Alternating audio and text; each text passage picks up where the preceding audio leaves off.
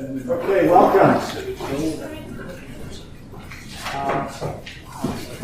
My name is George Caffentzis, and Silvia Federici is here with us as part of the group that is going to start off a discussion of Stevens' thesis. Now, this is not, as you can tell, a thesis defense. We're not going to be trying to determine whether Stevens' hard work that led to the product in the thesis is a contribution to an academic field. And we're not going to be dealing with the thesis in that way. From my point of view, and I'm not sure whether it's yours, from my point of view, we're going to help Stephen test his thesis from the point of view of a political perspective. Partly because, in fact, this is what how Stephen describes his thesis. He says that his thesis is a gesture, a means without ends, an arrangement that moves. And in another part of the text, he identifies his thesis as a machine. All these self-identifications direct us away from the categories of academic discourse to a world of action. Consequently, if we're going to do any examining and judging tonight, at least tonight we'll see what you do. It must be from a perspective of action, that is, a political perspective.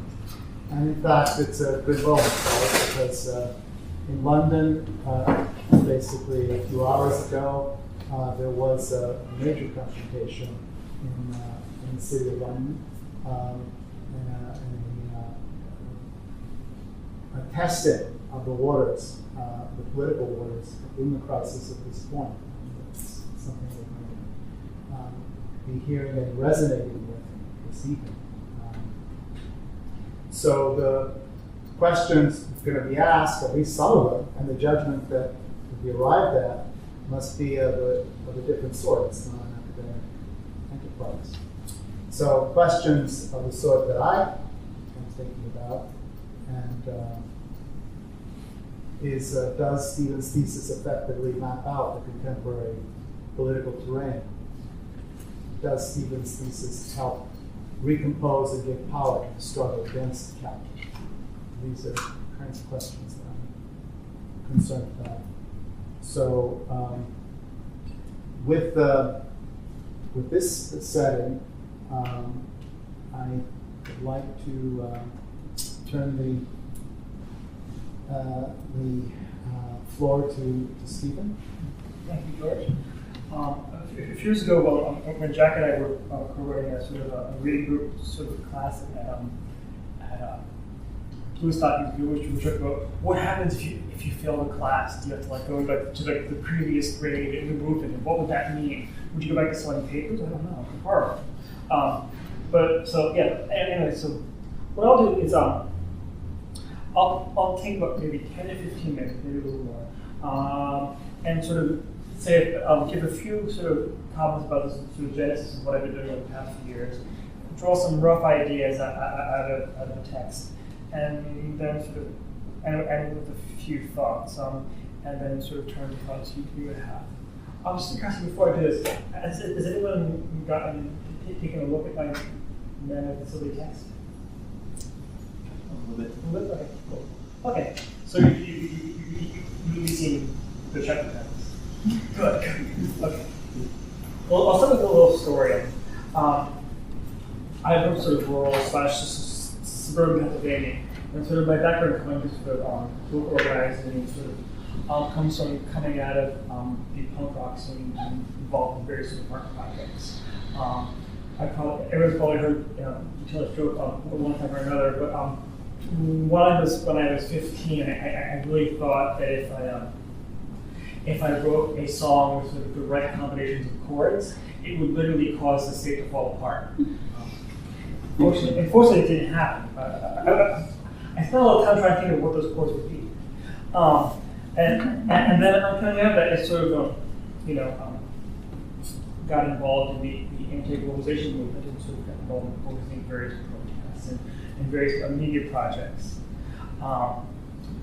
Working for the BAI, running a record label, doing these sorts of things. And I did that for, let's say, a number of years. And in a similar way, you can see, let's say, a similar process where you have like when I first got to New York, organizing, against the World Economic Forum, and some of us might have thought that if we organize, a demo just the right way, maybe campus would fall apart. Well, okay, we probably didn't actually think that, but this idea that sort of if you sort of do the right, just organize the right way, it would be sort of really amazing effects. And that didn't really happen. But it nevertheless produces certain kinds of compositions, activities coming out of the organizing. And so after being involved in various forms of media activism and politics for a few years, I wanted to take some time to sort of reflect upon the kind of practices I was involved in and say, well, how effective are they? What are they doing? How can they be improved, further developed? How can their composition be sort of understood and further intensified? And so my goal in sort of becoming involved in graduate studies was to create this, was to work on that sort of process of reflecting upon what I was already involved in. And so the original project of research was to try to theorize what would worker self-management be in post-Fordism, or how could one have a self-managed organization that was radically anti-capitalist in the conditions we live in. But the problem is that almost instantly, once I started thinking about that, I discovered that it wasn't a very good question. It didn't get me very far. And there was also sorts of questions about, why take over a factory? What if you don't want factories? Or sort of thinking about Evergreen Records, the record label I was in, realizing that even though we were self-organized, we were participatory, et cetera, we also had created basically a participatory sweatshop, in which we sort of paid ourselves very little and worked very long hours. So then I started thinking more about the kind of ways that the collective imaginary developed in that particular practice was developed to a certain point, developed certain kinds of skills, cooperations, relations, et cetera, which were very productive and useful, but it reached a certain limit to their potentiality. And just trying to think about what can we, let's say, my first instinct might have been to say, oh, well, let's just get rid of the idea of self-management, it's not very useful, etc. But then, well, maybe it's not the case. Maybe we can sort of learn from this sort of these sort of practices and the potentials, and also from the limitations. And in this sort of relation between potentiality and limitation for the development work from them. So then the project became trying to find kinds of ideals, different kinds of theories and concepts that would be useful for this kind of analysis. Okay, sorry.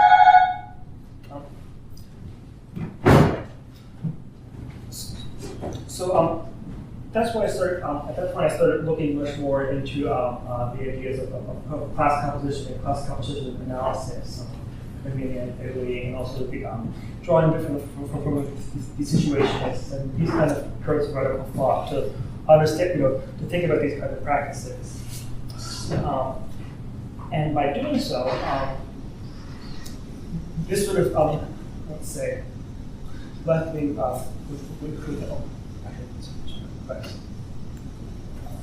So the project became then sort of assembling a series of almost like little case studies and examples where I would look at the development of forms of collective meditation in various practices and projects.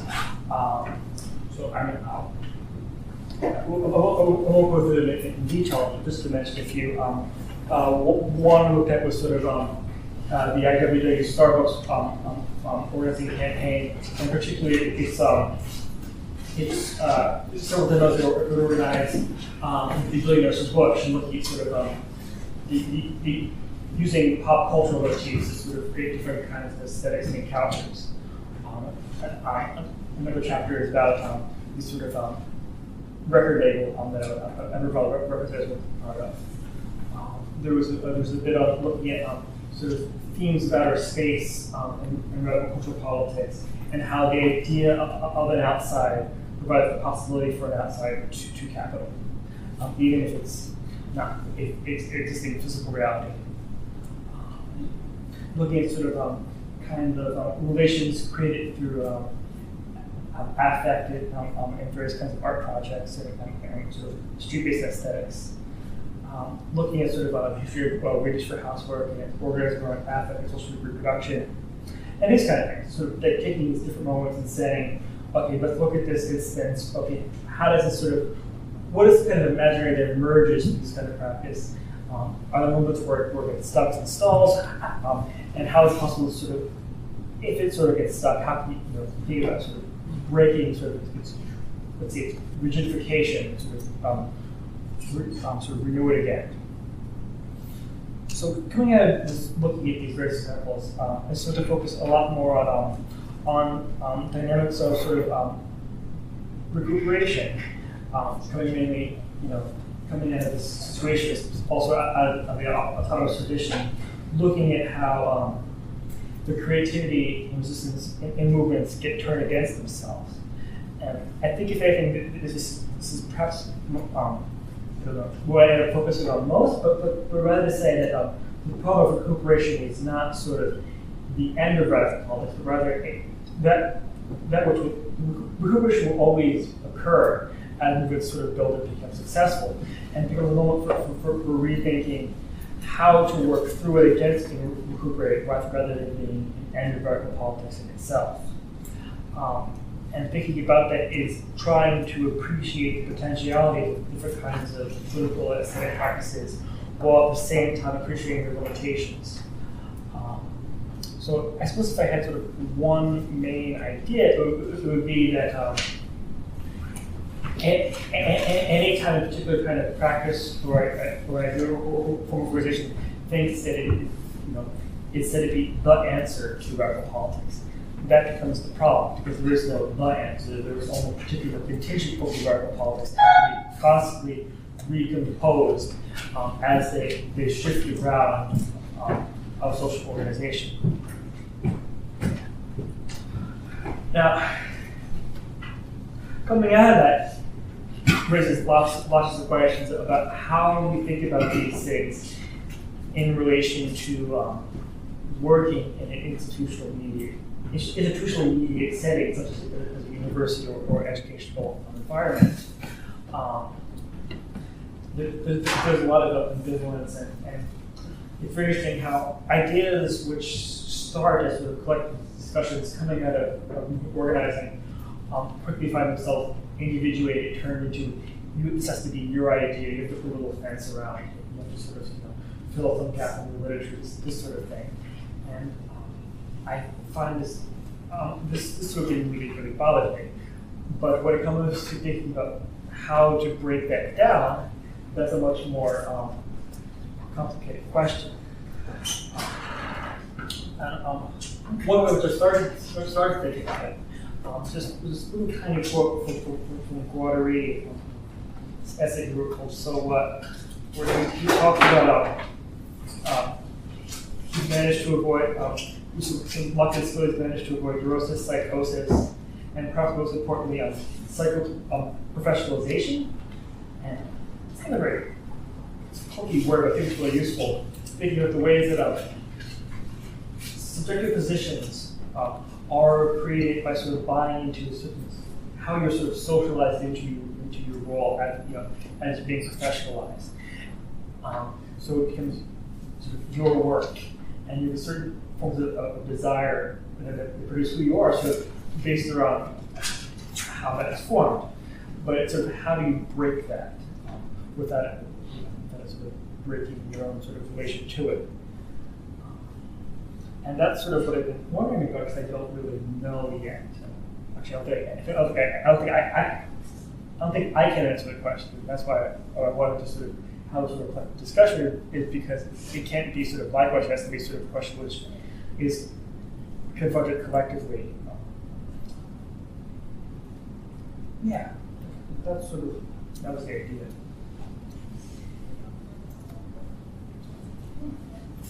Oh, actually, maybe I'll just also end with a little story. The way I end the document. There's this really great. Has anyone read Kafka on the Shore by Haruki Murakami? There's just one scene that I really like where Kafka and Oshima are sort of we're talking about a Schubert symphony. And Oshima says the reason why he likes the symphony is it's a really simple piece, but because it's so simple, it's impossible to play perfectly. Because everyone who plays it tries to add a little bit, and they change the arrangement. But that's the reason why he likes it is every version contains its own mistake, its own fault, its own way of breaking down. And I think this is a really great metaphor for thinking about how to constantly reconceptualize radical politics, in that every sort of project or practice you think of has, there is no perfection, but each beautiful failure becomes a way to sort of constantly rebuild and grow from the practice you're working with. So maybe I decode this on how to fail better. Okay, on there. Well, I just had a note just saying about there's an anecdote, but there's a play, this play called Angel City by Sam Shepard, where takes place in Hollywood, and they hire this musician, the studio producer, and they said, why, they said, he's supposed to be the greatest musician in the world. They wanted to make a soundtrack, because they said, we've got to go beyond every film ever made. A soundtrack which, by the end of the play, the soundtrack, just from the music, everybody in the audience is dead. Which is sort of similar, not similar, something like what you're... From the excitement, not killed by, like shot. The excitement, the beauty of the music. No, the beauty of the music will be so great that people will die like from ecstasy by the end of the film. And people will go pay to die. Which is a good way. Thankfully, my writing is nowhere near that exciting. You will not die, I swear. Well, I'm going to start, and all reading through your dissertation, I was, or maybe I should preface with my own history, which has been a history. When I started, in fact, my political work, when I began, very very early in my life, I was very interested in art and politics. And in fact, it was nice. I haven't gone back to those things in a while, although in a sense they're all around us. So that was, for the whole period of my life, I was very interested in how do you do political work with art. In fact, I was convinced at the time I was very interested in theater, the living theater, and of course Brecht, the alienating effect. Also, I was very much to look at for another period of my time. I was interested, of course, reading through your dissertation about your struggling, or maybe I read the struggling in trying to elaborate a theory but not have a theory. In a sense, you're trying to work out some sort of a theory of a connection, of a relationship between art and politics, but at the same time also you don't want to, because obviously you're aware there is a fear of getting into a cage, right, of creating new canons and so on. And I want to, my question, one of my many questions is, how do you think you'll resolve that? Where do you think you're going with that? Do you see, when you think back, for example, looking at other experiments, I'm thinking of Brecht, I'm thinking of the living theater, for example, how do you see these new forms? How would you theorize, or in quote, what they represent, what is new about it, what is the breaking element, and you know. Okay, I'll stop here.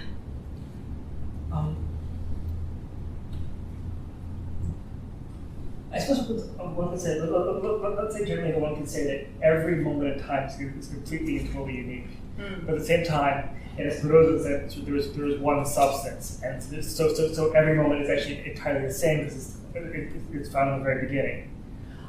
So I think that the issue is sort of tension, and that there's a way in which, let's say there's a discontinuous tradition of ludic politics that is very sort of convivial and aesthetic based upon joy and festival.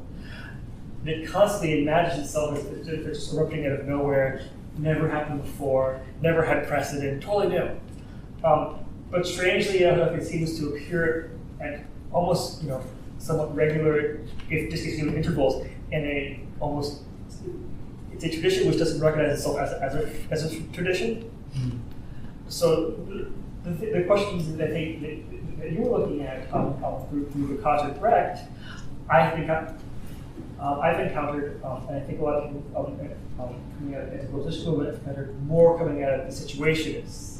But it's sort of similar questions in a tradition that doesn't actually recognize itself as answering the same question, even though it's very much dealing with those same questions. I can't say a whole lot about Brecht, but I find this whole idea of the V effect quite interesting, or sort of the onion effect, sort of the distancing. I think you can see that. When I talk about the Blair's Bush, they're very much conscious about there's a sort of camp self-presentation that actually acknowledges its own distancing. So I think that sort of finds its way through. I'm not sure how I would sort of contrast different kinds of aesthetically oriented sort of organizing today from sort of Brechtian theater. I don't know enough about the two to really show you. Although I remember when I read the Adorno-Lukács debates, I was pretty convinced that Brecht won. Because it almost seemed like Lukács was saying that you have to represent all of proletarian experience at one time. This seems to me kind of silly. How can you possibly represent all proletarian experience through proper form of aesthetics? At the same time, Adorno seemed to be saying, my three friends have created a form of avant-garde practice that sort of breaks aesthetic categories in a way that is the most radical thing ever. Well, that seems also equally a bit kind of silly. I think sort of Brecht's sort of argument about sort of how to use particular kinds of distancing practices in propagating ideas is quite sensible.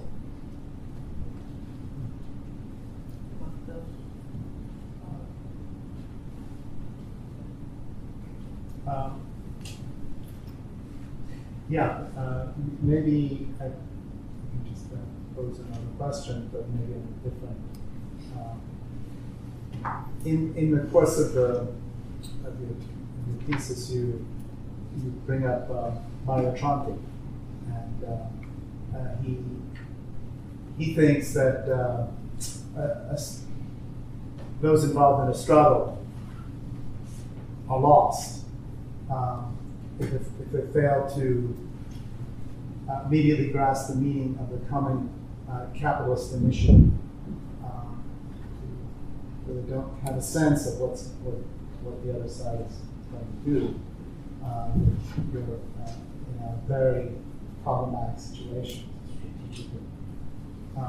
So, in terms of your thesis, since one of the things that I'm looking at is its political power, is this question. How does your thesis keep the struggle from being lost in the present crisis? The thing that's interesting with that is that I end up there, but I really don't know how to answer that. like the problem of actually anticipating, almost being able to know what the capitalist response will be is very, very difficult. I mean, perhaps this is something where Jack, who's doing work on surprise management and sort of event anticipation? The DoD.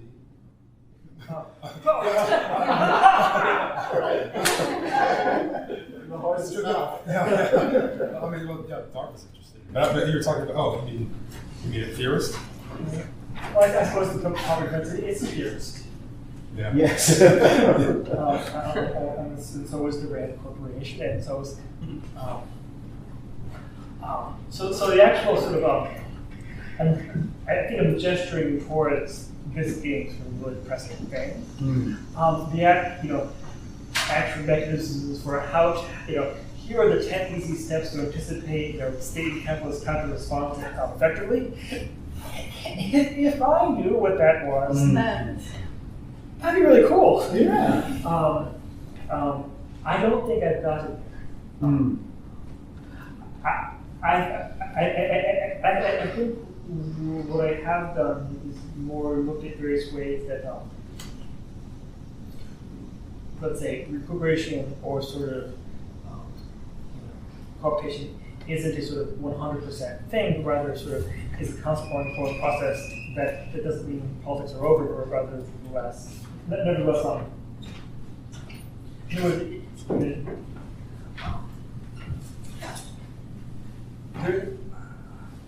it this way. I'm haunted by the ghost of Baudrillard. Every night he comes and scares me. It's horrible. Look up and John Baudrillard. But there's a certain way coming out of politics of like '68, where you sort of he argues a certain set of positions. The next thing you end up with his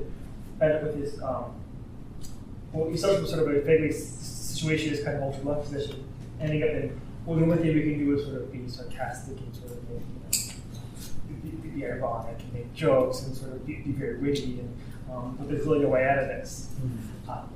I guess I'm sort of arguing you don't have to end there. You don't have to sort of back yourself into a corner where you say everything has been co-opted. It's over. There is no it's over. It's just always another keep pushing things along. It seems like a trap question what you asked him, because I'm not sure if the capitalists themselves know what they're going to do. So, I mean... I have a number of trick questions. Maybe the question was really problematic. Well, no, it's like the little finger trap with a harder you pull, Yeah. or you're stuck there. I don't know if the capitalists themselves know, or whether it's a lot of factors and chance, and we are part of this kind of a movement that will change the course of what's going on if we take part. It's not one-dimensional, us and them, one-to-one, and I don't know. It feels the question is a little bit old, from a time where like analysis was like, okay, this is this next phase and the next phase. Yeah, actually, it came out of Tronti, right? And that was the source of this question. Because Tronti has had your relationship to Tronti is complex. Well, it's actually, I've only read the little bits that have been translated, so it's more like it's totally inadequate.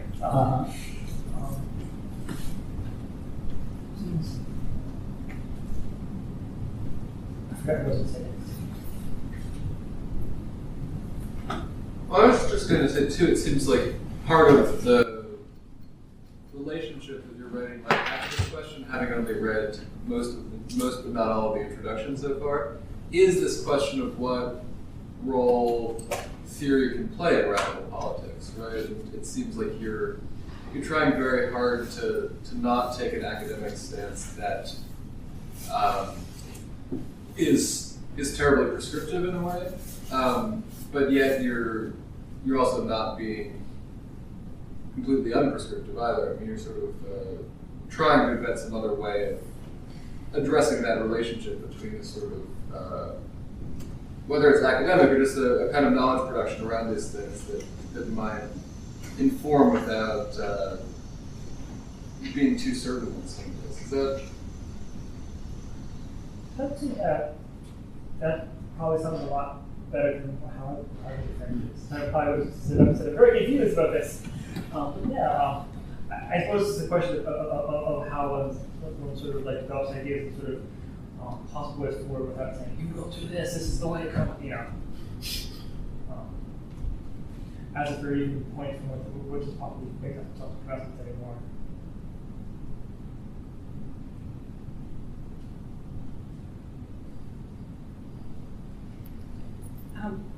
Your concept of a minor composition, right? You take with Angela's Batari, the notion of a minor composition.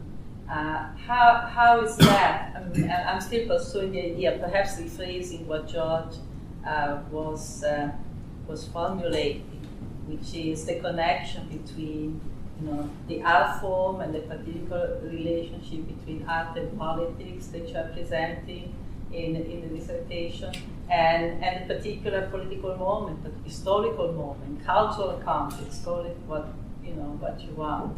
How it is the art forms and the concept of minor composition fit into that, how they express, that uniqueness of the moment now that you were talking about before. Oh, see, the thing I like about the idea of the minor and how I use it, I think this is great in sort of media activists and sort of things kind of practices. People fall into the idea that we have to find the way to communicate that will be able to be understood clearly by everyone.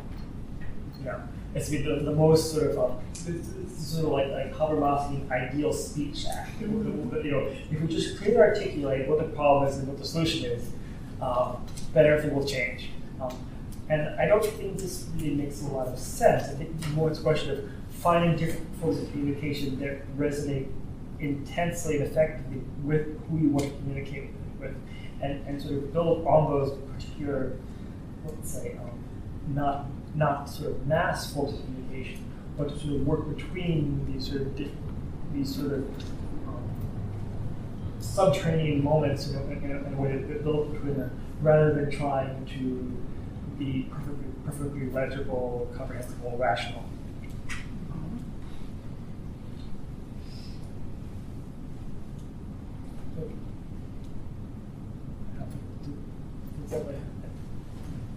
Okay, what about today? What about the moment now? What about the particular time of this, and post-modernity? How the art form that you are dealing with, how do they express that? What is the art of our time? You're struggling with those concepts, right? Mm-hmm. Particularly when you're talking about using the notion of composition, class composition. What you see now, for example, the political art is doing, you're giving examples. Could you see commonalities about those examples and trying to see what is in those art moments and those events that is making the change?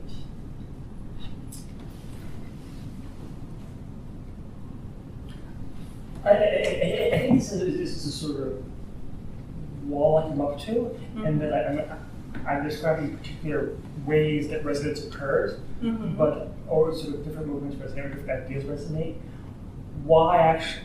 The sort of question of why particular things resonate and others don't is something that I've sort of brushed aside because I find it really hard to answer.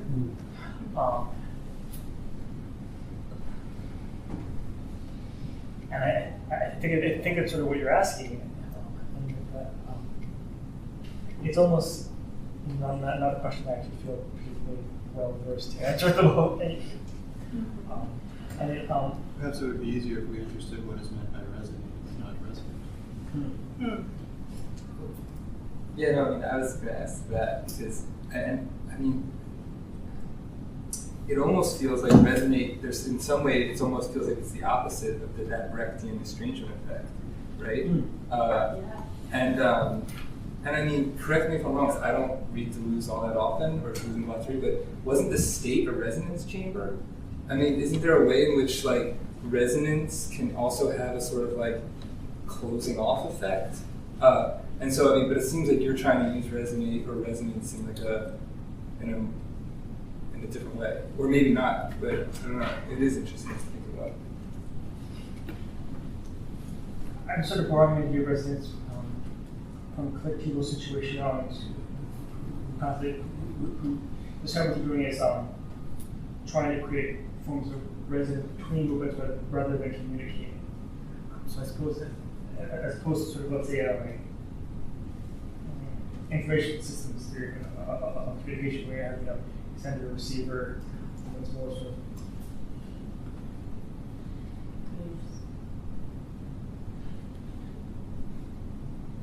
it's not so much sort of what is said, but sort of how it's being said that is the idea.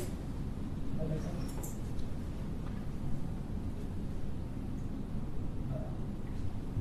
But what's the politics of it? Like, what's it doing? What's the resonance doing?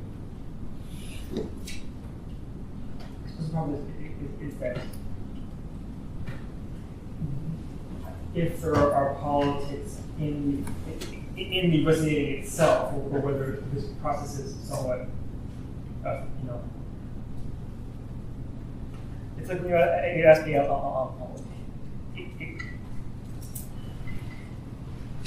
you point out that the imagination has no class character of its own, but rather is sort of very contextual.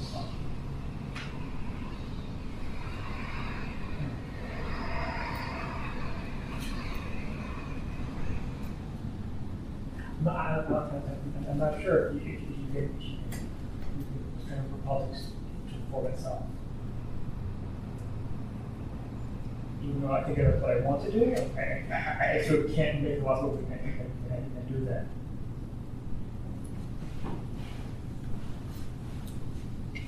Jack? I was just kind of following this too. I'm trying to think around resonance, but also what kind of either synthesizing work you're doing, or when I think of resonance, I think, okay, well, you have these case studies, and these something is either on the same frequency, or there's some kind of connection that doesn't necessarily have a name, but then you, as the researcher that gathers these case studies, begins to name some emergent themes and figure out what then they might be doing that's either sort of new or even contextual, just sort of the moment. So I guess can you tease out either some of those emergent resonances or themes, or even maybe how imagination, a term like imagination, allows you to see or hear, in this case, these emergencies. I think I'm stuck on a certain, closed imaginary about what imagination is, right? Which is very visual. It's representational. It's in ways that I think some of your work on affect and the embodiment of that kind of connectivity. I don't think obviously it's captured in a term like imagination. So maybe I would just ask about imagination or about resonance and emergencies. I suppose I can work between a number of different. I sort of gathered about let's say 15 different versions of what imagination is. Put them in a bag, but in ways that are perhaps not always necessarily sensible. Like, so we have a bit of a nose issue with the body making images. We've got a bit of Castorian and social imaginary going on. Then we've got a bit of probably even Lacan or something like that. Who knows? So I suppose the problem is if you have these 15 different conceptions going on, what that sort of creates. Then sort of a very strange dark brown color, maybe.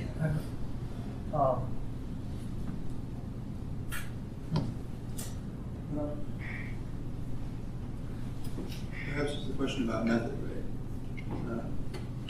Or there's many questions about method, but at least in this case, there's a question of, okay, we're at this point where we're not clear what work imagination is doing in the text, because there's so many flavors of imagination, right? And so there's a reason that you chose to do that, and maybe you can help us to sort of think through that problem by talking about your approach to the ways that you're using it and why you're using it in those ways. I don't know if that's helpful. And this is like, I haven't read a lot of the text, so. I mean, I think that comes at the end that I think over the past 40 years, we've been at a post-68 sort of maybe situation that's inspired thought. There's a lot of importance attributed to imagination and creativity. At some points, it is very, productive. Takes part in sort of building movements of creativity and movements and all these very wonderful things. But then also at the same time, becomes surreal inspired advertising, becomes the creative class, becomes much more ambivalent forms.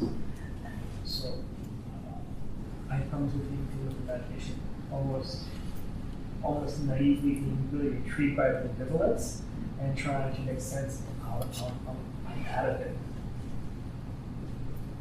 Or maybe it's not even ambivalence, because ambivalence implies just two. We're talking about more parts of it's more a process of fractalizing imagination. It's going 15 different directions.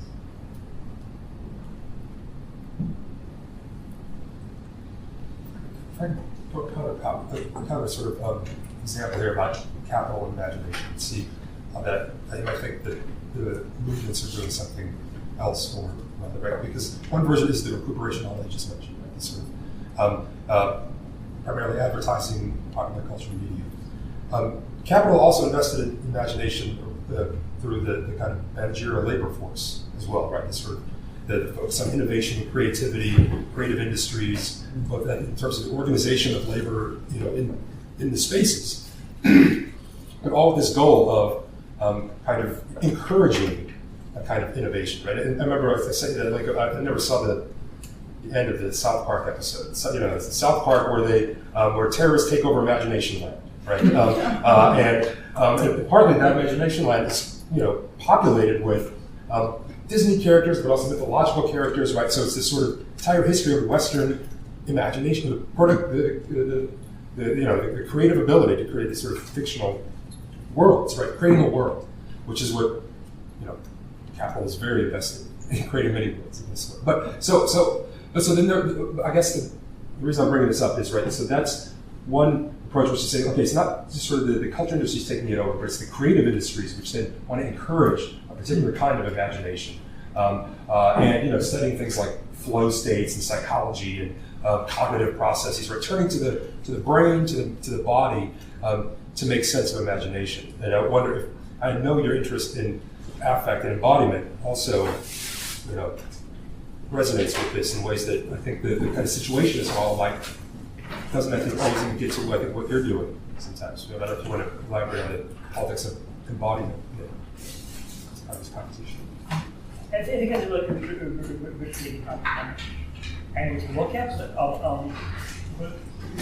without trying to, let's say, connect creativity directly to sort of a biological model of, when in the brain this blip happens and this happens.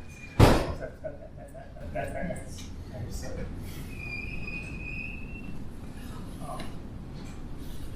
I suppose then sort of the question of sort of what the relationship is between certain kinds of aesthetics and embodiment, if I'm very interesting.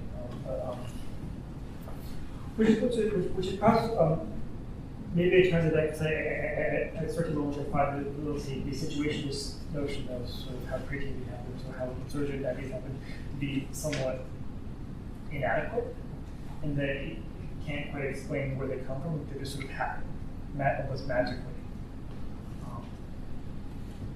It's almost like there's, let's say there's two versions of creativity and desire in the work of the SI, and the one is sort of this notion that underneath the self is being restrained by capitalist spectacle. There's this pure insurgent creative being that's just ready to break out. Let's call it that's Dennegam's notion. And then there's this sort of notion which like, well, you don't really know what you want, but you sort of drift, you wander, you explore, and then you find things through that process. And I'm most interested in sort of the relationship between these two things, and how one finds something that you don't know what you're looking for. Which I guess it goes back to the problem of sort of unanticipated events and capitalist counter-responses. It's how you find something you don't know what you're looking for, but they know you're looking for it anyway. Or something like that. But there's also a collective dimension there. That's a very important, I think, the collective dimension for discovering the undiscovered. The question of expansion of consciousness and the transformation, bodily transformation. It's also part of a collective experience. In other words, you're tapping into powers that are not just in your own. They're tapping into powers that are creating the situation, they are created by the collectivity of the situation.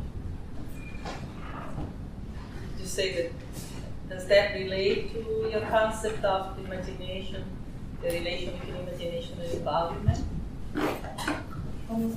Yeah.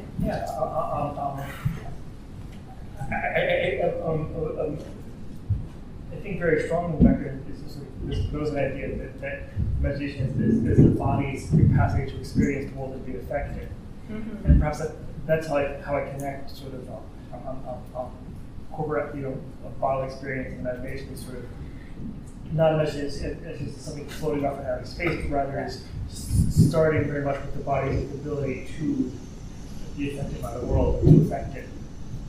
Yeah, and the body is a body that expands to the world, right? In the sense it's not a body as an atom, as an atomic thing, but it's a body that is open to the world. I particularly like the idea that sort of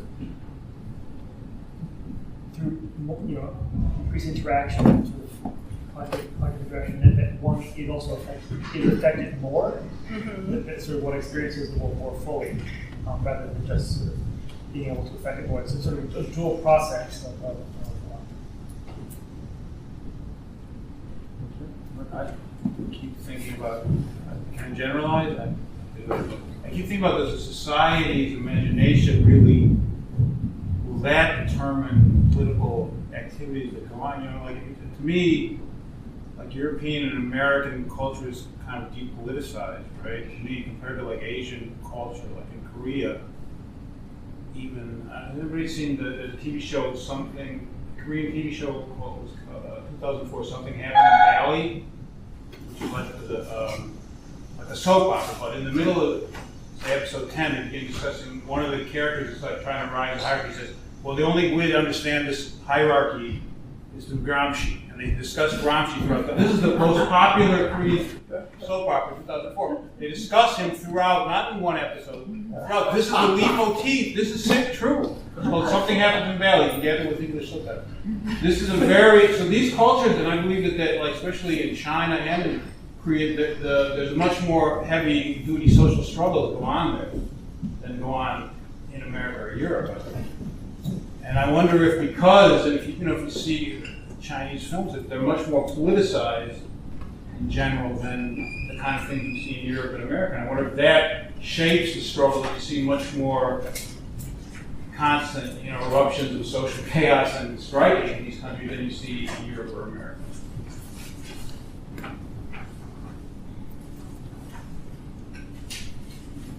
Too broad an answer. But I think there are a lot. I'm not quite sure if we want to get that general. I remember like about a month ago, I was getting this sort of electric meter in my house in London. My London changed from like a slate page-go meter to a regular meter, and just since then they're like talking to like the guy who fixes the meter, and sort of like we were talking about sort of raising up and said, oh yeah, well actually this should all just be socialized. It's an energy conversation about sort of the way that sort of various utilities work in the UK, and I think that there are a lot of moments in sort of in the US or the UK where there are potentials for that sort of thing. They're just sort of flagged that way. It's sort of maybe you won't see brunch and stuff like friends, but there will be sort of a corresponding moment of talking about how it works or something like that. And maybe it's just it's easier to see these things than elsewhere.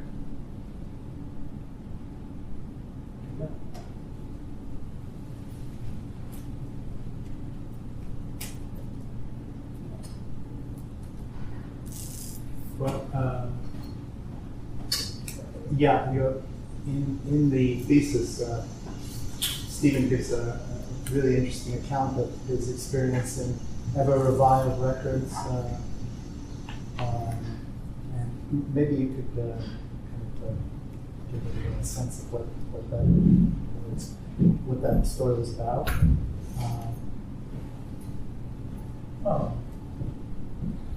Well, I spent a number of years on sort of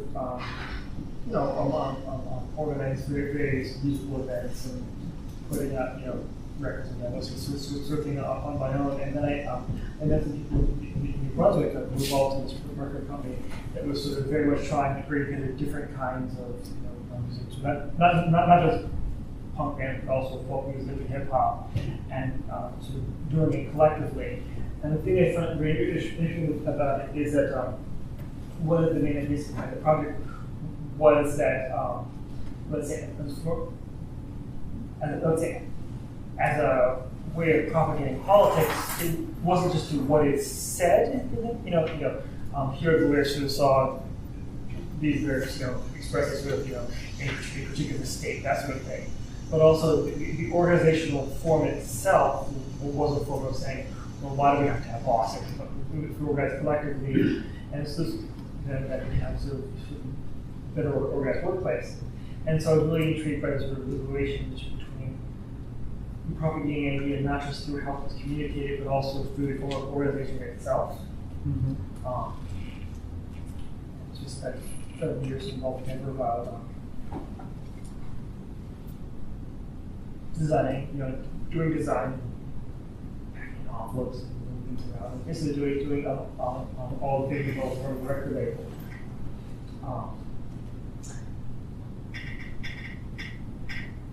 What other issues say about the One of the questions that was one example that you used to express the kind of way of analyzing a struggle, way of analyzing an organization, and giving a sense of it, whether in fact it can be recuperated or not, whether it can be in any way co-opted or not, and that seems to me the basis upon which. A struggle that creates an organization that creates an autonomous space around itself. Right. That would be the how powerful an organization, an action is. It depends upon. It's like your measure, right? Your measure is that. The more powerful it is, because it's more and more difficult to, in some way or other, to recuperate it or to co-opt it. Is that right?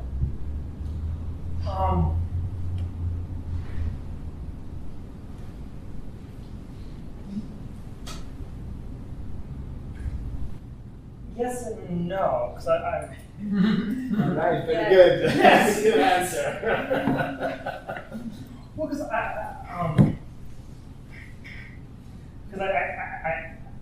don't think there's some sort of magical immunization or have you got your recuperation shot?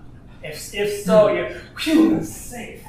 I mean, I think that's I think that a lot of being topical, what you see in sort of financial crises or economic crises is that you see a proliferation of self-managed, self-organized projects. The Argentine economy goes bust, everyone organizes into communities. That happens for a few years, and then it gets going again, and then if I want to be really cynical about it, it's like, oh, this is the moment where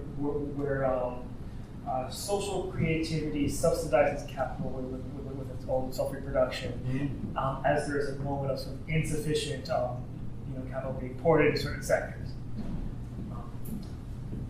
I could say that, but I want to find something promising about this without going quite that far. I suppose the question then becomes sort of, let's say, when things get going again, how do you create for waterships that you can't escape them?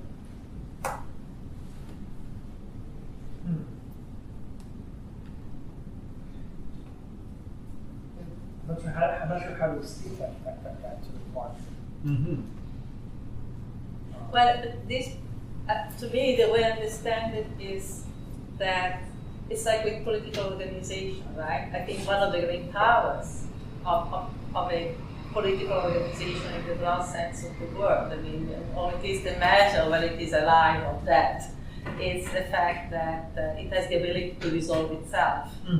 That it has the ability to respond to a particular moment, to express a particular political moment, and then when that moment, for which it was created, for which to which it responded, it's gone. Also, the ability to abandon its form, which unfortunately not many political organizations do. There are some that will continue, forever. They have the same program, same form, the same organization, no matter what, for the 300 years. But I think the same thing is also, with art political forms, right?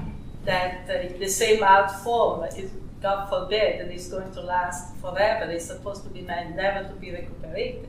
I think that's what you're saying. It's, of course, at one point it might be recuperated. The question is what it expresses in the moment in which it emerges. And the question of, I think that was saying the new emerging forms, right?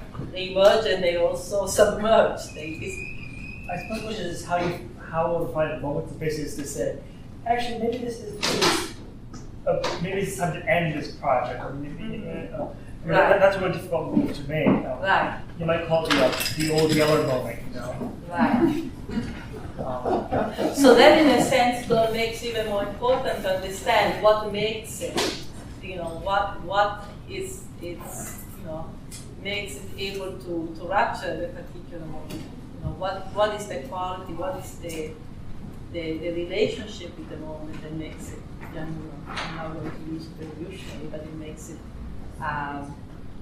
capable of expanding consciousness, capable of creating more space.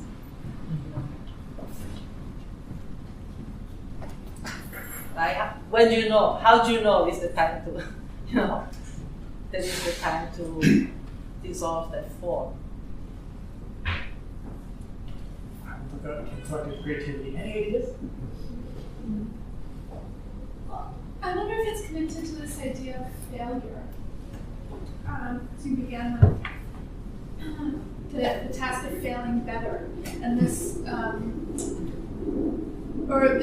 kind of wave of emergence and submergence. Like maybe it's a question of speed. Like we want it to submerge, or like the tool becomes obsolete quicker. I wonder if that's connected to. Or if this emergence, submergence, recuperation cycle is connected to this idea of failure.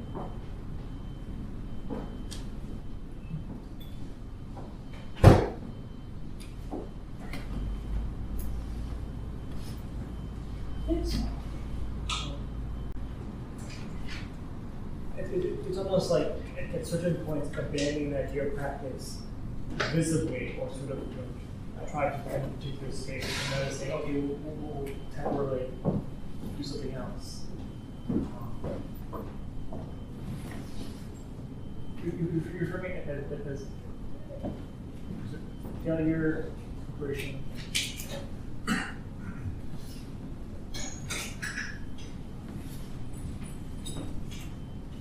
But isn't this a function of many things also? It's not a decision that somebody has to take, it's more happens, like when the struggle in the 60s changed form or disappeared. I mean, I'm not speaking about a fixed organization, but forms of action. They just become obsolete because maybe there's some kind of oppression from the state or the situation changes. But I'm not sure if this is the question you were asking about the forms of, like, when is it time to resolve something? Well, I was responding, and through his whole conception of recuperation, which is negative, but not completely negative. I mean, it's something that you want to avoid to be recuperated, but at the same time, there's also an inevitability in a certain sense. Am I understanding what you're saying? And so the question of recuperation, I think, becomes a real serious problem. Oh, we will not be recuperated. Only when you have somehow a perspective that sees the forms that you are creating as projected for the next 200 years. Whereas there's a moment in which you have to resolve your forms you create because they're not fit, useful for the moment any longer. I think there's almost, I almost want to find a moment of positive role for recuperation. Like there's this one interview where I think it's usually attributed to I'm getting Margaret for me. You wrote a quote, the implicit quote, and the statement is that pop culture is a precondition for communism. I don't remember exactly this statement, but it could be like something very close to it.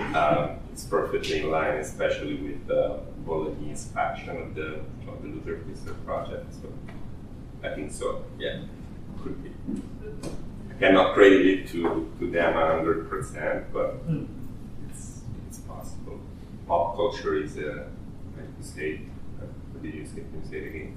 Is that presupposition? Pop culture is a precondition for communism. Yeah. Or a certain way, let's say that certain ideas or practices being recuperated actually expresses their dissemination and sort of flourishing.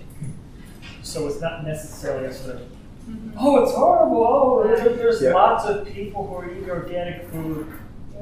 Actually, since you brought it up, I was just about to say this thing that, like in Italy, when the Luther Research Project came up, I was in my early 20s at the time, there were a lot of, like the board got discussed and the whole notion of recuperation got discussed. And obviously the media would immediately label, by even alternative media, like the Luther Research Project as a neo-situationist project. And so there was this kind of internal struggle to get rid of the label and try to just trash it. And the Bolognese group in particular made a pretty big theoretical effort to show that the concept of recuperation in and of itself is paralyzing to social movements, at least in the way it has been laid down by the board. And I think when I think about recuperation, I think about it in two terms. On one end is like the level of like representation versus action, side of the spectacle in the world that is actually turned upside down. The truth becomes a moment of the false, right? The board says, and the truth and the false that are really like the truth is the reality that we experience right now. The false would be the video, right? That we shoot this, we take video of this conference, and that moment would be false because it's alienated from real life, from the flow of time, right? And I think that this whole thing of action versus representation has been basically rejected even by social movements when they decided to create the media, don't hate the media, become the media, right? So I think that this is something that we're really leaving behind, and the belief, I think that the general assumption is that representation can also be a form of intervention and of action. So there is a form of like direct representation, if you want, right? When you use representation to ignite and set a series of actions in motion, right? So this dichotomy for me doesn't make much sense.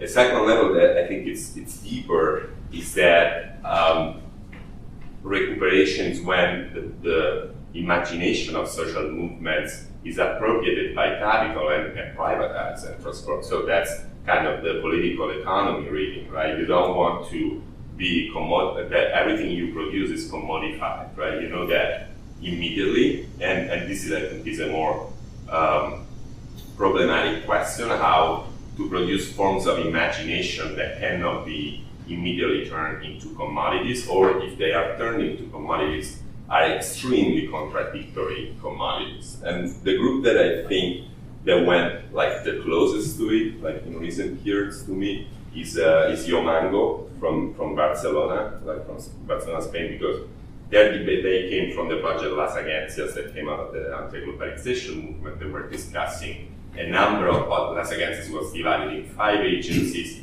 and they had sort of a communication department. At a certain point, they say, what is the kind of action gesture that is the least recuperable of all? And they say it's stealing, right? If you steal, and if you start doing an action that is really like against private property, and you advertise that, and you create a brand that is about shoplifting, you are creating something that it's symbolic, but it's also something that is extremely contradictory, because it's basically saying, it's like when Abby Hoffman did steal this book, right? I don't know how many people stole that book, but for sure it would have been really funny to be in the bookstores and see people busted with the book saying, steal this book, right? So for me, these are the kind of contradictions that allow me to see somehow a gap, right, between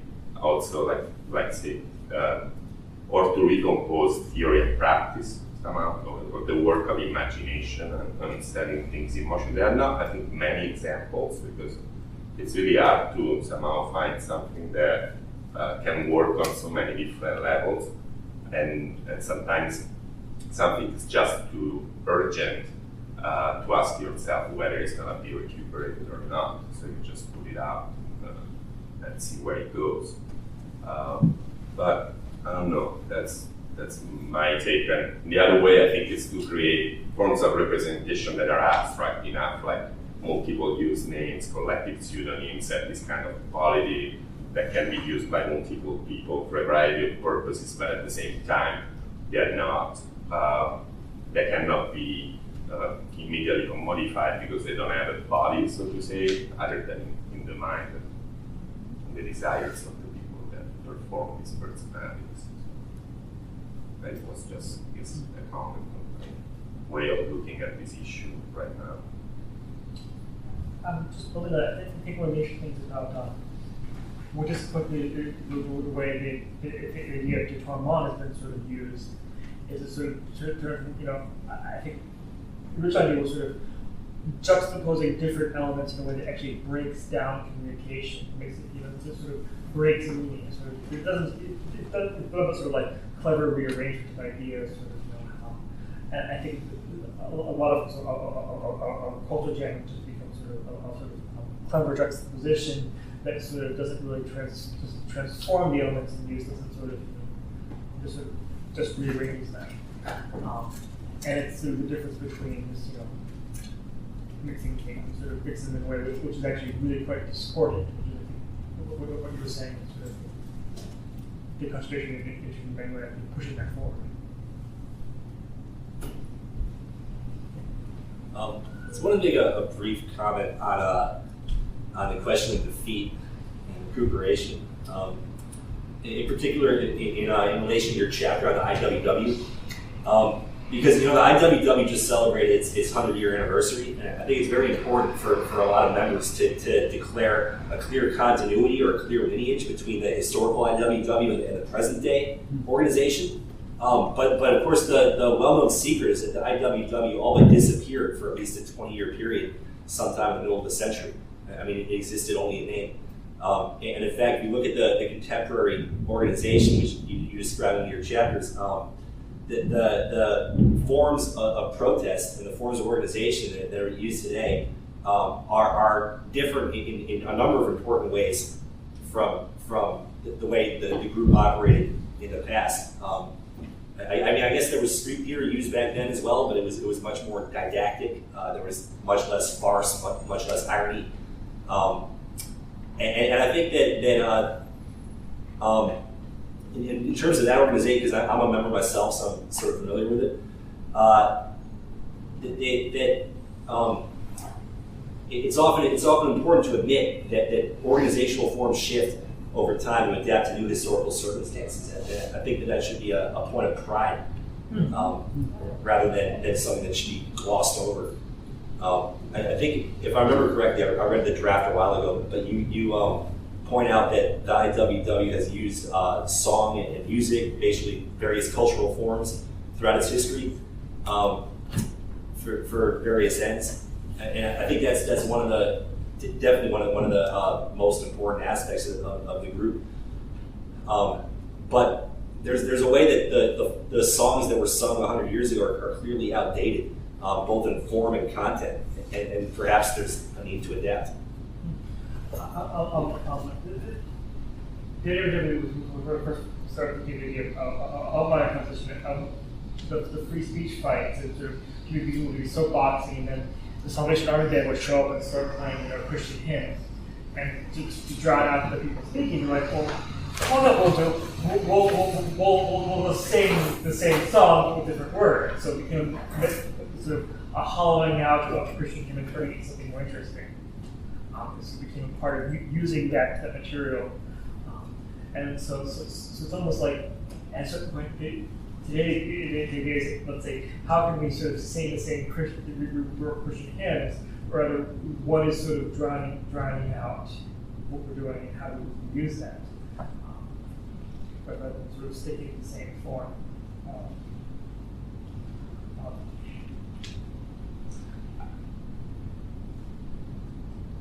I really appreciate it, and I've learned a lot from the history of IWW. I think, well, as you were pointing at the 100th anniversary, one of the best things about the IWW is it's 100 years old. One of the worst things about the IWW is that it's 100 years old.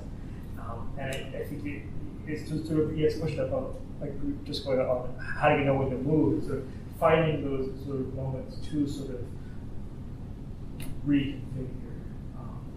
I mean, that's one of the questions I sort of have,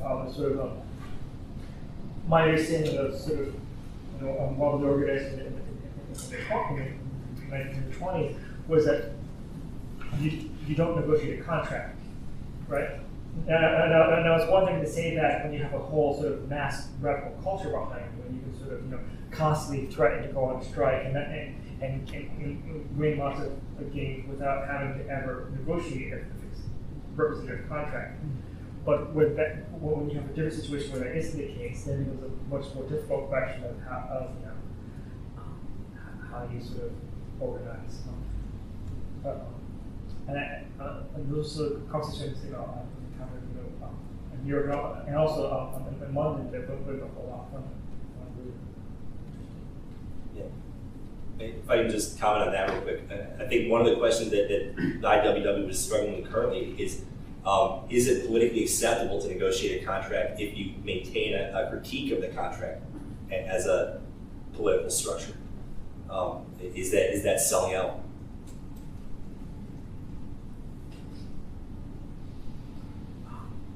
That's a difficult question to answer in the abstract. I won't answer. You're saying it's a recent question, though. That's part of its change in history is actually being that kind of reflective about the tactics. Yeah. That might be the new thing. Rather than answering the question, is the fact that it's posed now and it wasn't before is something we could see these kinds of questions being posed. I suppose this person's growth is well, maybe it's not like what's the answer, rather than say, okay, let's, if the answer is yes, here are the possible outcomes of that. The answer is no, here are the possible outcomes of that. And so we're looking at the various, what would that create?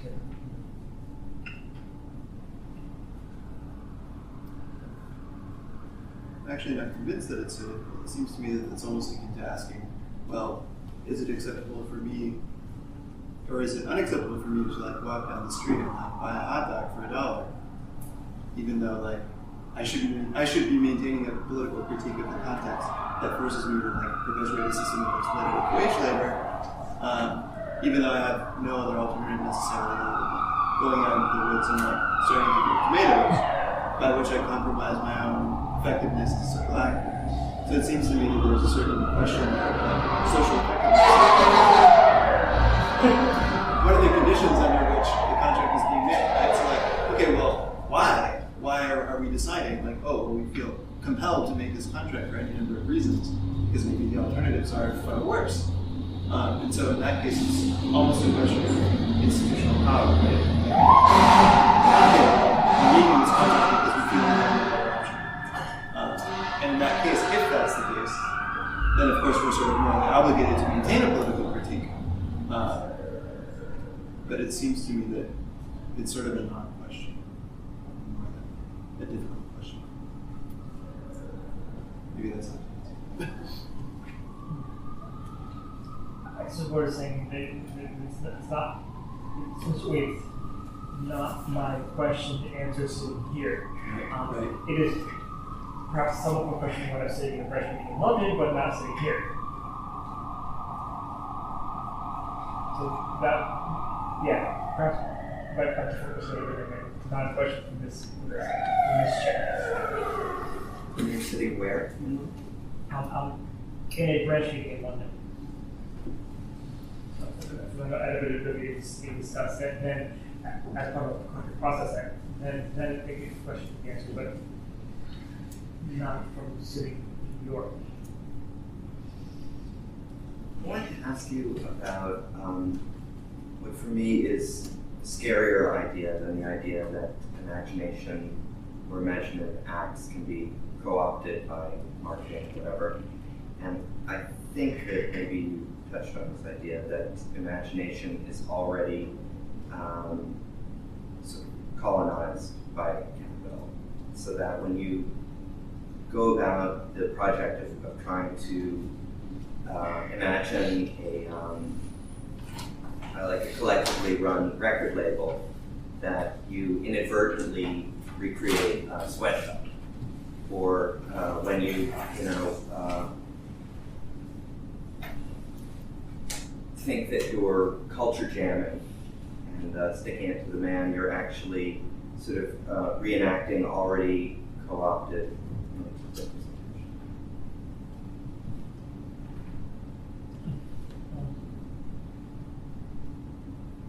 So I'm not quite clear what you're. Well, correct me if I'm wrong, but I thought that you had written something along the lines of the ultimate goal of capital is to foster this idea that work is its own reward, and therefore we don't have to pay. Did I do something like that?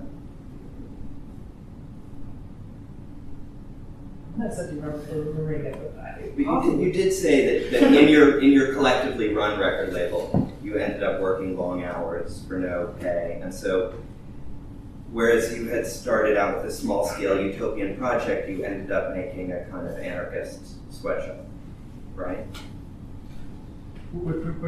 Although paradoxically was still experienced as creating something film, which is sort of the sort of contradiction of it is that it was experiences and like, oh my god, it was sort of exploited because we were sort of creating it for ourselves, so it didn't feel like it was almost the process of when I stepped back from it and looked at it.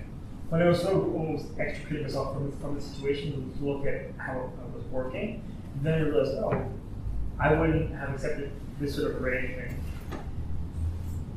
In another situation, what was happening there?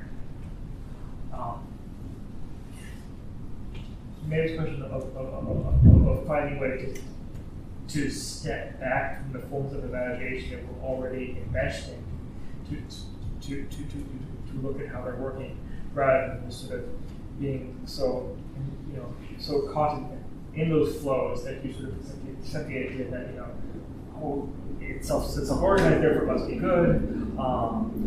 The notion of autonomy is inherently liberatory, so anything that's autonomous must be good.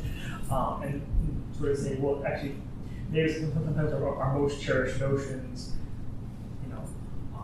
have problems with them, but that doesn't necessarily mean to take them out, rather than sort of reassess and then say, okay, well, what's good here? Take the legal bagel, cough a little bit, chew over it, and then see if it tastes any better.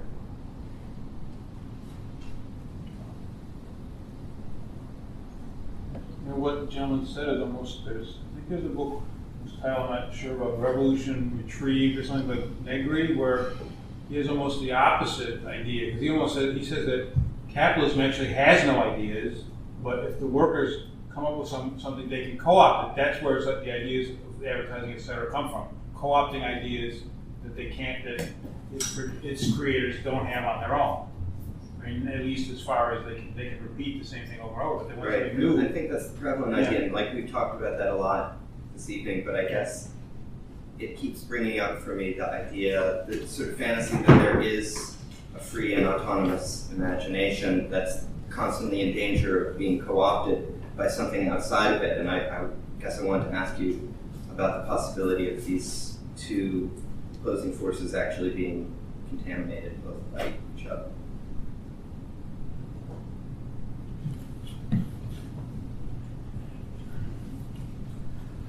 I really like the idea that there is a free and autonomous imaginary which then gets sucked in, but I'm actually not quite sure. I keep looking for it, and it keeps escaping me.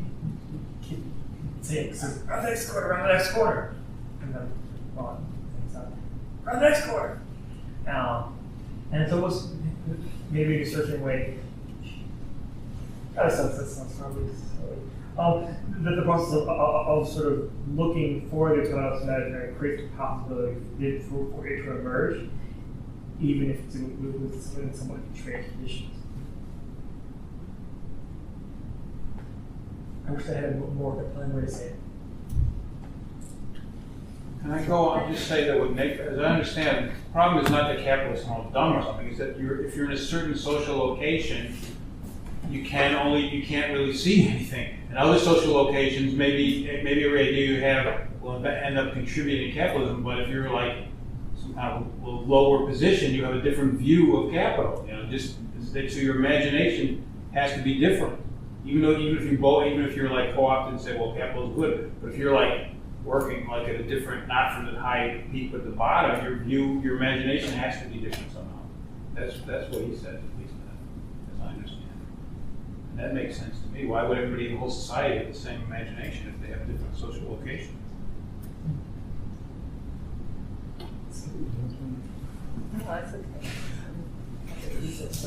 Just know that, part of this is, one way that you've thought about this too is real subsumption, right? As a way of thinking about, not the kind of purity of distinctions, but that once capital is fully subsumed, especially cultural practices, then there's another way to think outside of, apart from outsideness, or even attempting an autonomous. We're just sort of presuming that the autonomy is a kind of space rather than the effort of withdrawal and exodus, or that kind of language that begins to at least talk about it spatially differently, rather than something either pre-exists or we can just sort of create an outside, but it's an actual taking of a series of mutations and hybrids that you begin with the hybrid, not begin with the separation of the categories of the autonomous and the sort of the capital. But use the word contamination, which I think is an interesting start, right? Technically speaking, just the without the kind of dis-ease component of it necessarily. But something that, my favorite way of sort of phrasing this is it's not throwing out, say, the baby with the bathwater, but figuring out the dirty water from the clean water. How do you deal with that when it comes to bathwater? So even wanting to make that separation, begins to ask these questions differently. Not the moment one could actually make that clean distinction, but real subsumption. If that's something that I know you tinker with the idea. I don't know if it's actually a thesis. I do it. I sort of think the idea of, I sort of, the move I like making is looking at the ways that what is subsumed is in fact things that were already ours but have been turned against themselves. So for instance, subsumed forms of power, by identifying them, sort of like where did they come from? So it's like, well, could we turn, rather than being sort of a one-way, could we turn them back around?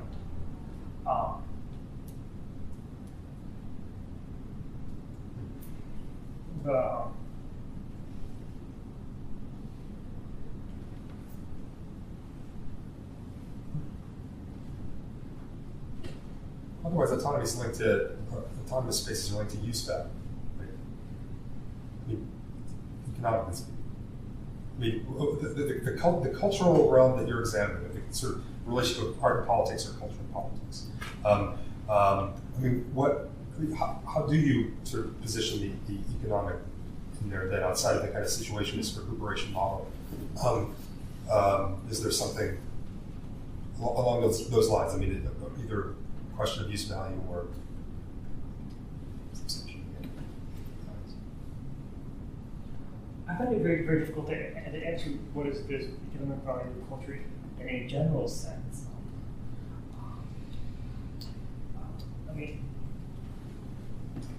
I suppose you can sort of break it down to what's it here, what is it here, what's it there. But then you're sort of left with a number of sort of tidbits that don't tell you a whole lot about in general.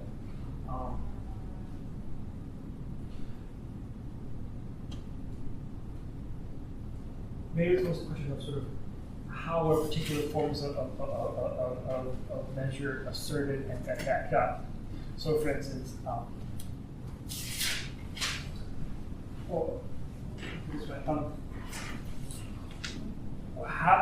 a particular form of cultural labor is evaluated, is directly connected to the ability of those engaged in it to assert its worth, rather than being inherently tied to the labor itself. So I guess we tend to think of the relation between economic production being sort of the capacity of those struggling over its valuation to assert that struggle, rather than being necessary. We measured it's this.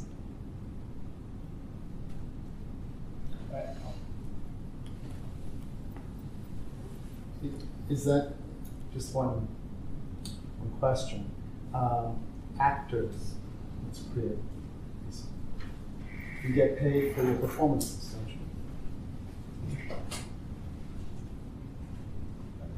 don't you?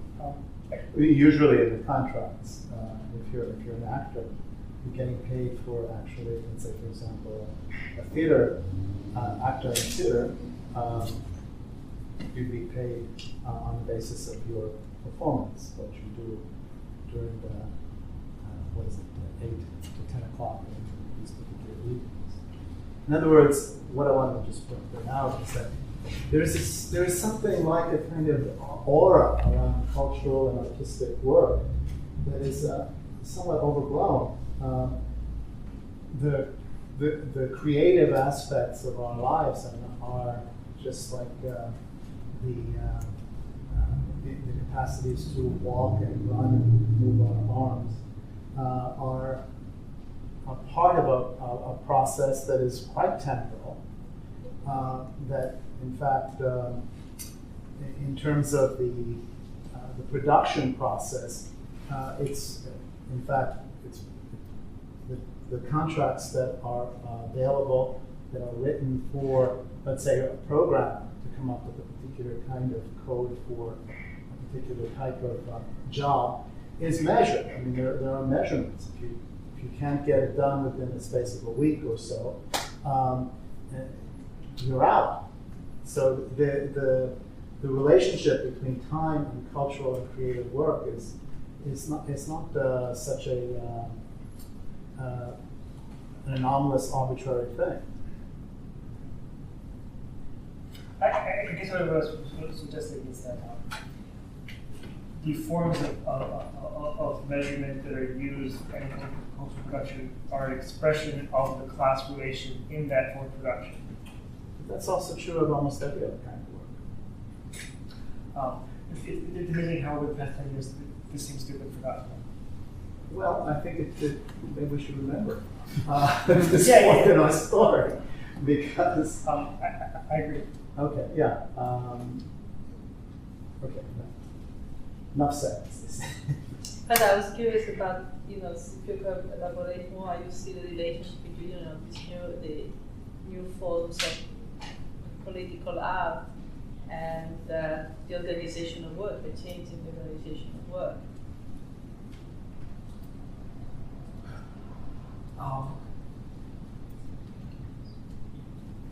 Sitting here in this particular space, I would be very hesitant to say a whole lot about new forms of political art, because there are people around me who know a hell of a lot more about that than myself.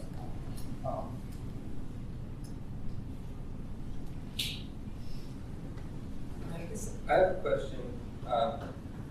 That a lot of this discussion about emerging forms, or like these projects sort of pop up, and then when they're no longer politically expedient or correct for the moment, they sort of dissolve. And thinking in my own past of all the cases where that's happened, or should have happened, or didn't happen.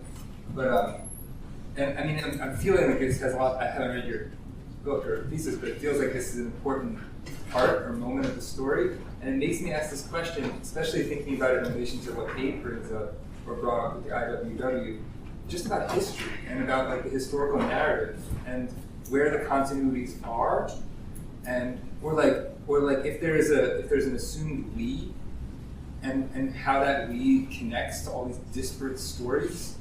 Does that make sense? I mean, there's an assumption. You use the word we at times, and so there's a presumed audience, or there's a presumed we that this discussion is happening with. But what's linking that we in space and time? I guess is my question.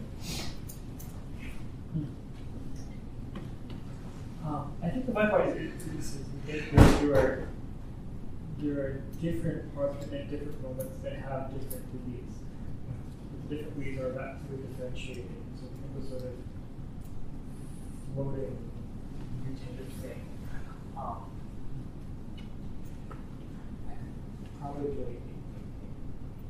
define, and I haven't looked at that as much as I couldn't tell you the number of different ways that sort of we refer to. I would like to think that there's sort of a anticipator or thought of possible commonality rather than an assumed one, but can you give an example? Well, I mean, okay,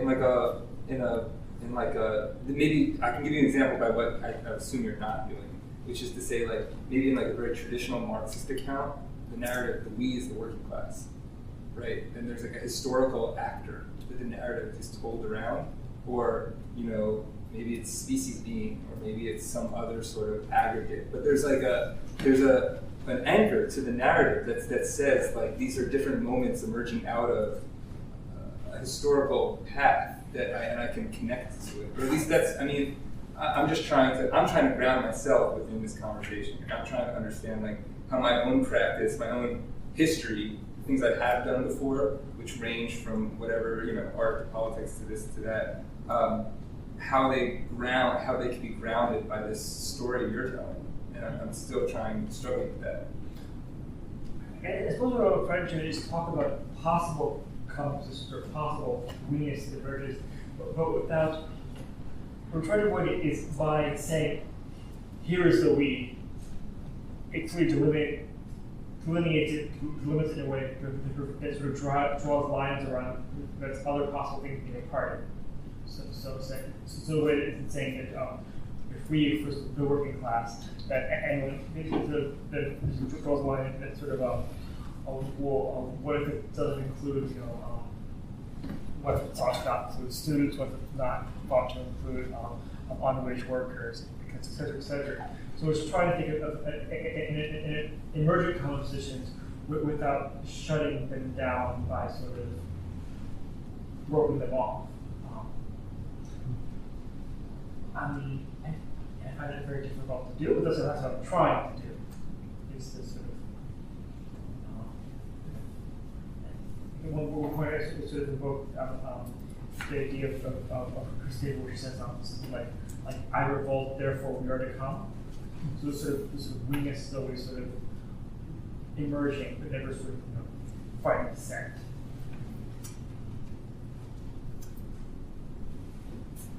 Do you find the fact that you did this as a thesis at university, did you feel like that you compromised something or something, I don't know, the context, what it made of it? I'm just trying to go back to the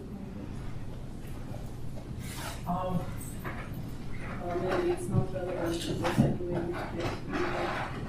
No, it probably did have a strong influence. I mean, perhaps one of the reasons why recuperation became the most neurotic obsession is finding myself doing things inside a business school. And all of a sudden it was like, aha! The reason why I'm here is capital wants to suck us out of this. And all of a sudden what became sort of not as important issue, all of a sudden became flagged as this is important. This is what are they going to do differently? Or you still find questions that you were not able to do it because of the context, or it's an open question or in relation to the context of the thesis where I don't think so. I mean, just tell a little side story. Right before I was looking at this thing, I called the circuit supervisor and said, yeah, the chapter on decision making is kind of boring. I think we should substitute with the chapter on communist space aliens. He said, that's entirely reasonable. So I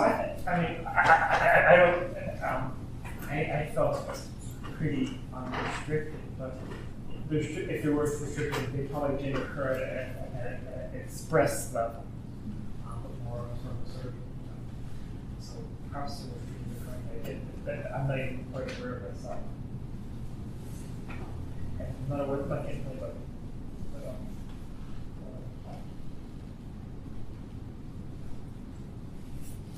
where do you want to go from here? What are the paths that you feel like you're still struggling? I mean, in some ways you're struggling with a lot of these concepts, but what are the paths that you want to develop?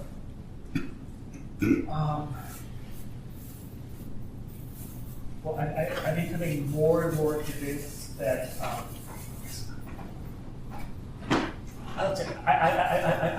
less convinced that there's anything particularly interesting or useful work to do inside of the university.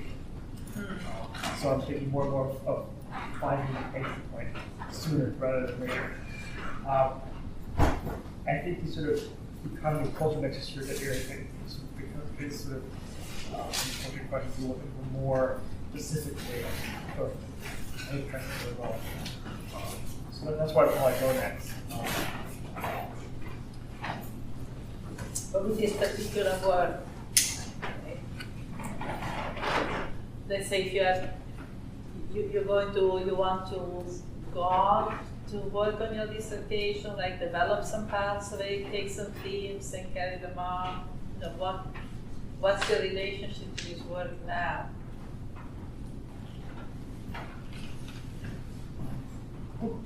We get along well most days.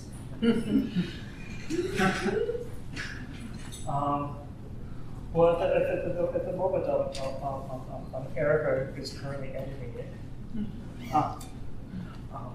And my current recommendation will probably be after tonight, thinking about all the quite provocative questions, interesting questions asking, and then probably going back, going, and moving some things around, doing some other things. Where to go next? I'd like to think a lot more about the relationship between class composition and aesthetic composition, and whether that's an interesting relation. Yeah, maybe can you say something about that? Well, I've just been started to work on this. Particularly thinking about I quite like sort of let's see, Rancière's early historiography, where he talks about sort of artisanal workers and printmakers in the 1830s, and looks at ways that by engaging certain practices, they sort of contest the boundaries of what sort of knowledge they're supposed to engage in, and that based upon that sort of then fed into their labor organizing. And so I'm interested in sort of the conjunction between the aesthetic domain and labor revolt. That's very good. Yeah, that's great. Yeah.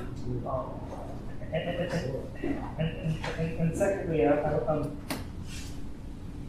I'm also interested in sort of looking at, let's say, coming up with sort of, one might call it management and organization skills for non-evil, or sort of coming out looking at many different sort of projects that have been going on for 20 or 30 years, and how to not fall into the sort of where particular skills and knowledge is being created by our based around them, sort of, and finding ways to share that knowledge more broadly. So this in a way is sort of an class composition question in a different frame. At Essex, do they have, you said you were in business school, that's where you're located. Do they have any component of so-called critical management studies? That's sort of, it's, the flag isn't being flown, but it's definitely there. Wasn't that book Pandemonium from some professor over there?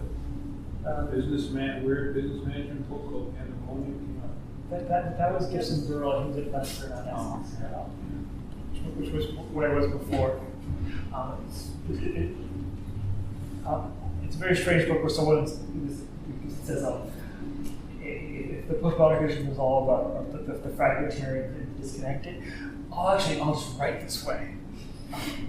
And it's quite, it's interesting. What did you think of it? I think it has a lot of interesting information. As you say, it doesn't, as you're hinting at, it's not exactly path-breaking as far as any new insights, but he does collect a lot of material that, that other thinkers that are interesting that you might not have heard of, so that's beneficial.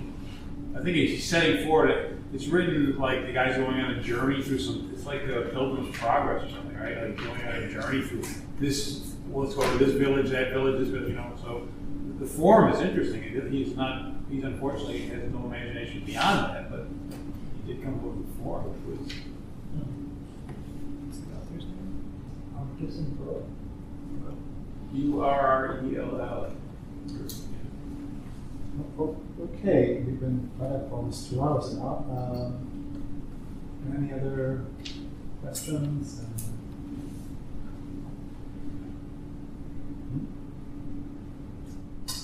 Okay, well, let's put our